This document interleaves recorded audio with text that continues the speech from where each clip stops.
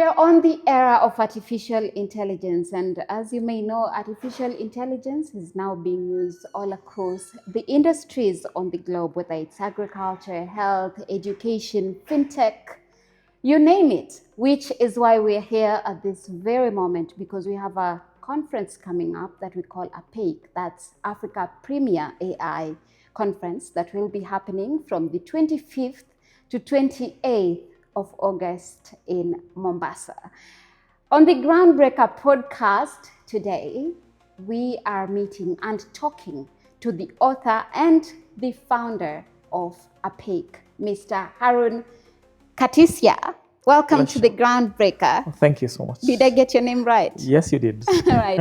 Karibu sana to the Groundbreaker. Asante We are sana. happy to have you. A pleasure too. And we are so excited to be talking about artificial intelligence, or as we call it every other time, AI. Indeed. Most of us, when you hear AI, we only think of ChatGPT.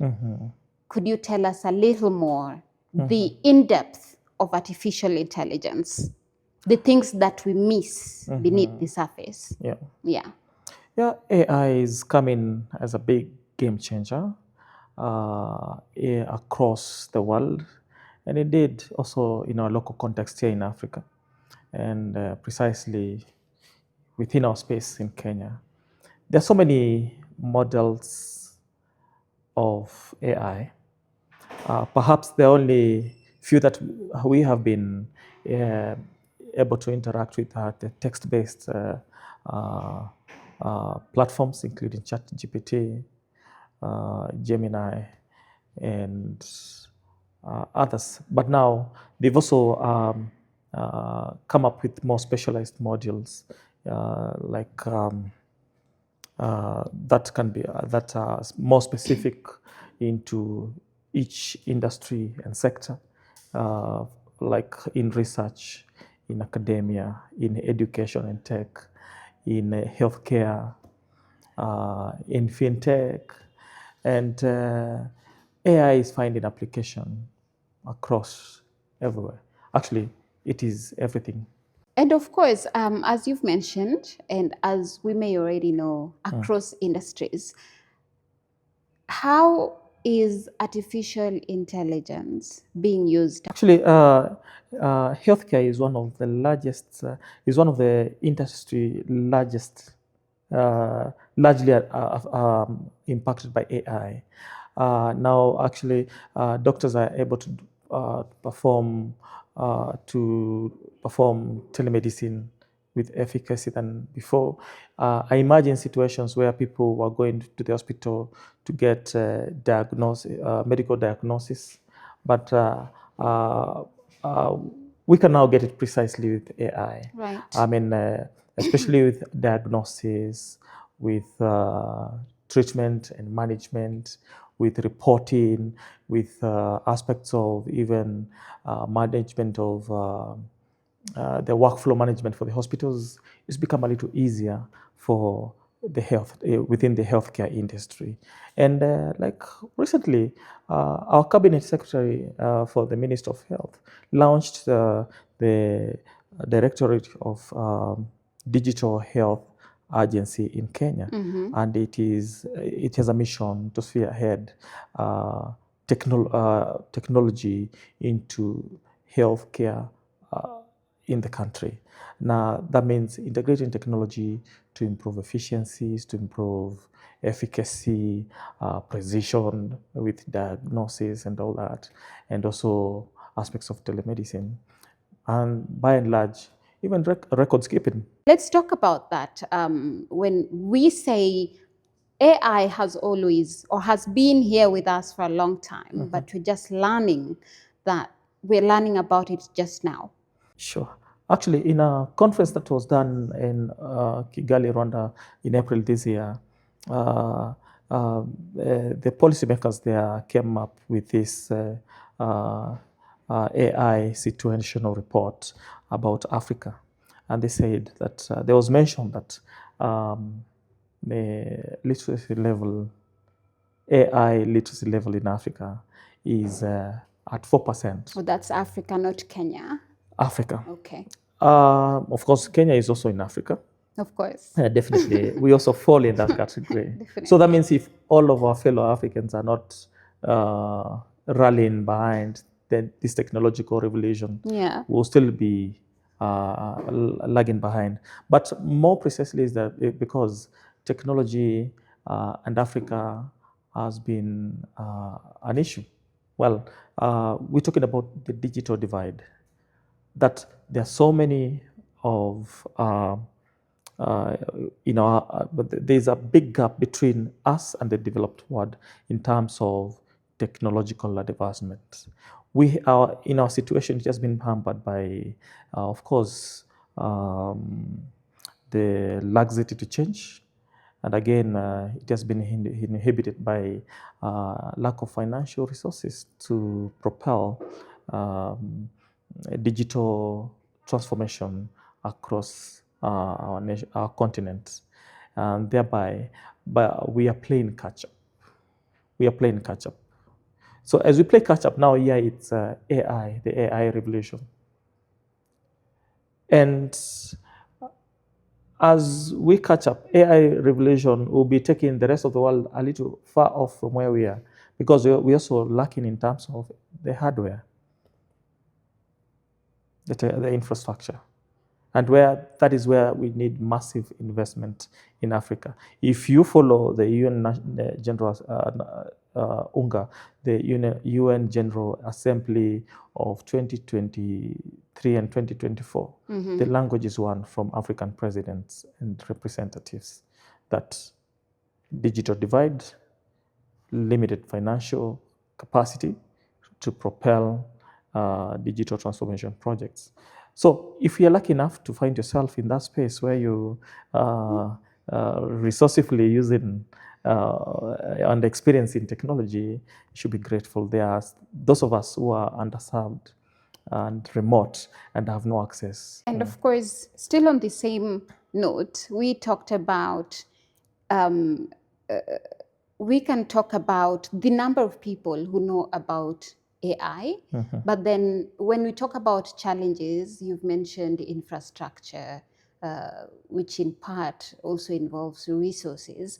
But the other challenge is that Africans don't exactly trust AI.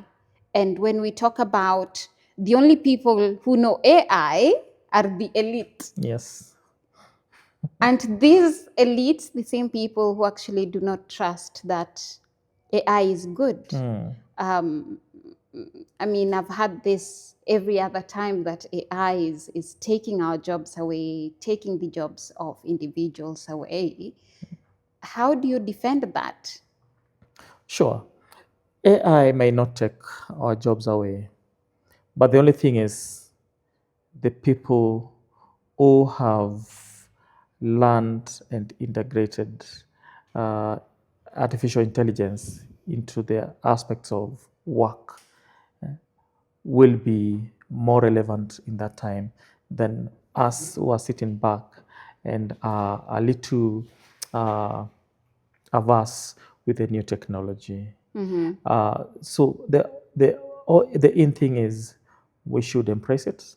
If you are not able to transform or change with time, then we're going to do away with you in the next few days. So Right. either change or Embrace. you either impress or you're left out completely. You'll be left You become behind. irrelevant. Now, I want us to talk about the Africa Premier AI Conference Yeah, of 2025, which is the inaugural event, correct? Yes, yes. Tell us about this event, what it entails, and what inspired it.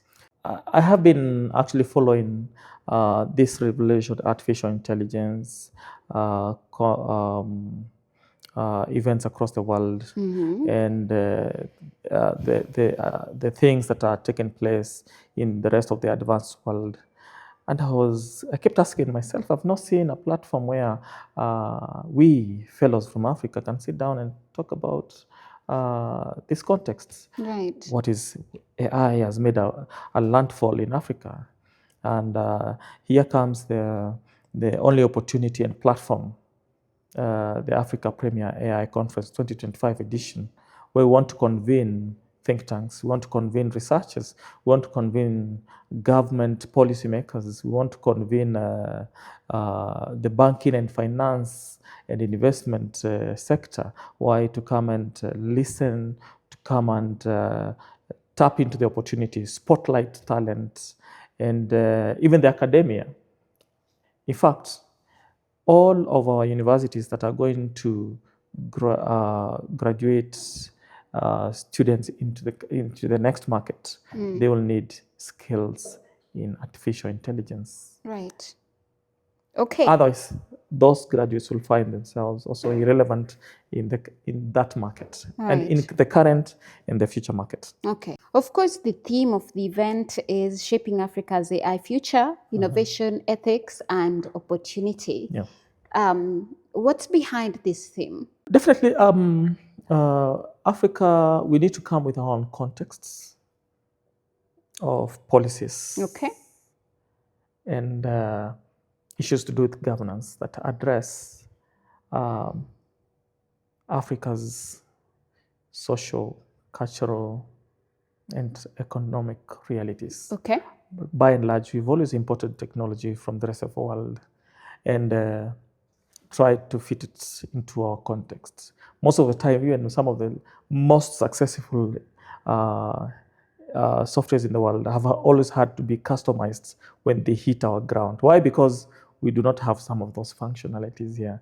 We need to have our platform growing from inside out. It's like a bottom-up approach, from Africa. Great. And when we talk about ethics, especially because it is mentioned within the theme, comes responsibility, comes the principles of using the artificial intelligence. Is it that there's already a challenge when it comes to the use of artificial intelligence? Are there people who are abusing the intelligence? Sure, it has been a contagious issue world over, from the US to Europe, to the Middle East, and everyone has been convening around to make sure that AI is safe for use for everyone. So we're talking about AI for good and AI for everyone. When we talk about the key objectives of the conference and the key themes as per each sector that is going to be tackled, what are we looking at? We're talking about one, we want to shape our policy agenda around AI in Africa. Number two, we want to showcase talent, showcase innovations, homegrown innovations in Africa. And by so doing, we want to project them to the global stage, because there will be venture capitalists in there. There will be investment driven participants in this. Our partners who are coming on board. They want to spotlight talent. They want to spotlight budding startups that they can put their money and grow them to the global stage and be able to reap from there. Most of these AI solutions that we are now using were one day a very small creation that found someone to lift it to where it is today. Okay. That is the thing. All right. By and large, we also want to impress. We want to encourage our public sector officials to come to learn and embrace AI at the workplace to enhance service delivery and also transform our governance within the government circles. All right. You've mentioned government, who are in part policymakers. You've mentioned innovators. Yes. Generally, who should attend and what should they expect? Should they attend? There is everyone is actually invited. We have tech enthusiasts, we have AI enthusiasts, we have the public sector officials who want to learn and experience real AI use cases. We have the government policymakers who want to come because they want to set the guidelines. Actually, the blessings have been missing from top bottom to approach how to approach AI. All Those are right. some of the issues that we come in to address there. We want venture capitalists to come and shop for startups here. We want the youth to come and show us their creativity in AI, because AI is an opportunity for the youth to create own employment and also to become competitive at the place of work or in the job market. There'll be a lot of networking, a lot of learning, good experiences, real AI use cases, deals, partnerships and collaborations will be formed there, and MOUs will be signed. And governments are going to make commitments around AI and the future of AI in Africa. Yes. Great. So, well, if anyone is invited, then how do they attend? How do they register? Is there a process to follow? We invite you to log on to our website, www.africa-ai-conference.org, and register. You can also follow us on our social media channels, Africa Premier AI Conference on LinkedIn, APEC 25 on Meta. I think that's where you can largely find us. Okay. But you can also reach us, reach out to us on phone, call 0720-613-502, and to be able to address you and process your participation. And how much is the registration, for instance, for an individual, for a group of people? Oh, sure. The registration is varied, especially because we also have students and the youth who we're looking forward to embrace in the event. For corporates, we have a price tag for the corporates. And yes, everyone is included. And once you reach out to us, you get the pricing. All right. Yes. And when you said open to everyone, open to everyone with the registration fees, correct? Yeah, exactly. Okay, great. Yeah. Okay, then. Thank you. That's it for now. Our guest on the Groundbreaker podcast. This episode has been Harun Katusya, the author, founder, the man behind APEC conference, APEC for Africa Premier Artificial Intelligence Conference, or AI conference. My name is Awori Dongo. Thank you so much for listening and also watching the Groundbreaker podcast. Until next time, have a great weekend.